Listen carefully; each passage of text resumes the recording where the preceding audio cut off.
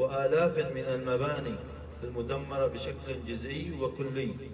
إن هذه الفاجعة تحتاج منا التعاون والتكافل وتعويض ما يمكن تعويضه من الخسائر الفادحة في البنى التحتي، والوقوف إلى جانب ذوي الضحايا بكل ما أوتينا من قوة.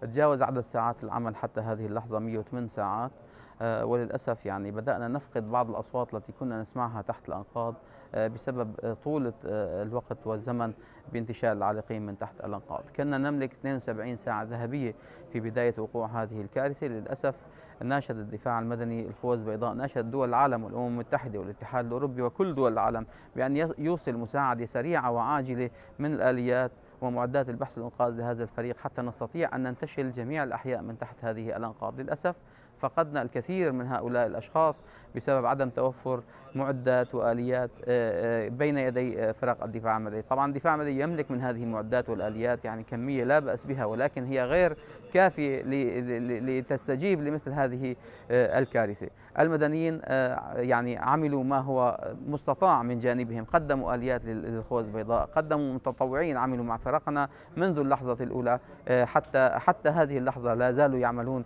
مع فرق الدفاع المدني، ولكن المساعدة الكبرى اللي كنا ننتظرها هي الآليات والمعدات حتى نستطيع أن ننتشل العالقين وهم أحياء. لا نريد أن ننتشل جثث من تحت هذه الأنقاض. وصل عدد القتلى حتى هذه اللحظة يعني 2037 قتيل، وصل عدد المصابين 2553 مصاب حتى هذه اللحظة.